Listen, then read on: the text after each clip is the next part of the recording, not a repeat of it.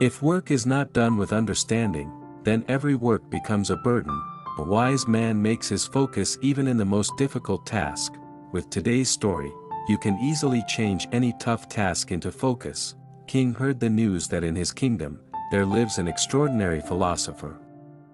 The king's minister said to the king, that life's truth lives in every word of that monk. I have never seen that type of person in my life. Then the king thought, I should visit him. The very next day, the king goes to meet the monk. On the way, people praised that monk too. So the king further got impressed by that monk. When the king reached the monk's hut, he saw a man working outside his hut, full of dirty clothes, barefooted. The king asked the man, "Where is the monk?" "I came far to meet him," the man said. "Please sit inside, I will call the monk." So the king goes inside the hut. In a few minutes, the monk entered inside the hut. The king surprised and said, "Oh, you are the same person who was working outside." The monk said, "Yes, I was working on something. Please tell me the reason for your visit."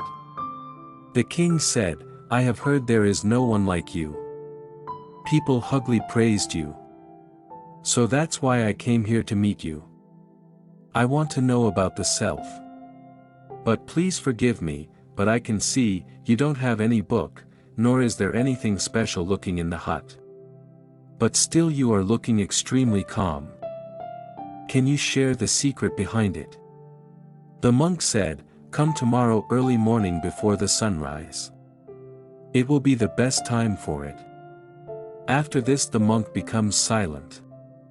On that night, the king hardly got sleep. He kept on thinking about that monk. The next early morning, the king went towards the monk's hut and saw the monk standing near his garden. He asked the king to come forward and give water to the plant slowly. But remember, when you water the plant, you must water only and should not even think of anything else. If any thought comes to your mind, then again you have to start from the first plant again. After you finish this job, then come to me. The king was doing this type of work for the first time. The king put water in the first two plants, but when he was about to water the third plant, he got the thought of his palace's garden. So the king again started from the first plant, but this time on the second plant again he got thoughts about the river of his kingdom. So he started again, but again he got the same result. In the same way, many hours passed by, but the kind had not got success. When the king got tired and sat down, the monk came and said, "I am very happy with your honesty. So listen, when our mind got silent from all the thoughts, only then we got the true nature of the self of our awareness. Then every little work of our daily life can give us eternal calmness and awareness." The king said, "But how is it possible? When we do anything, many different thoughts keep coming." The monk said, "You were not giving water to the plants, but instead you just wanted to finish your work complete as soon as possible, as you want to talk with me. You were not able to stay in that instant of watering the plants as you want to go directly in future, that is, you want to talk with me. You were unable to live that instant of watering. If on the flip side, without thinking about the future, you just watered the plants, then no thought could have troubled you." On this, the king said, "I can understand all these, but it's very difficult to stay in the present instant. Do I need to meditate alone for that?" The monk said, "Silence is already everywhere, you don't need to go anywhere for that. Firstly, pay attention to your breath only. Then you will realize, silence is already attached with our breath. You can pay attention to breath all the time while doing any work, standing, walking or eating. When you do this, your mind, which has never remained focused on any single thing, started remaining sharply focused. When your mind is sharply one point focused, then you can do anything without any external thought. And when this happens, suddenly we can observe the silent awareness which is eternal. It is what you called the self, knowledge of the self, eternal love and peace or happiness. You can say it anything you want to say. Our breath which is going on only in the present time, similarly, we start living in the present time when we focus on our breath.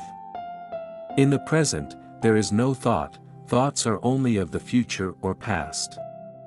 So when we start focusing on our present, then no thought comes and only then one can understand eternal awareness. The monk further said, the mind who doesn't deny troubles or run away from problems, only remains aware, that mind crosses all the problems. Never try to escape from any work, because by this, anxiety starts. By escaping, you don't want to stay in the present but instead you want to go in the future. And because of anxiety, thoughts started to fill the mind. In place of escaping, at the start of any work, make your attention on your breath and then slowly your attention on breath will convert into attention to your work. Hearing this, the king asked, but how can I pay attention to both? I can pay attention to my breath or at my work. On this the monk said, you can't keep doing work all the time but you can pay attention to your breath all the time. By paying attention to your breath, your mind will become empty from thoughts and once this happens, you can stay focused on any work without any trouble or external thought. This way any work will not become a stressful event, instead it will become your attention or your meditation. But for that you need to go reverse than the world. In the world every person is racing. Everyone wants to finish their work first, so for doing it first, he isn't able to stay in that instant. So he can't be able to make his work as attention. So, you learn to stay in every movement. Do your work with full attention and slowly you will realize that your mind becomes empty from any thought. Only now you can see the true self, the eternal awareness.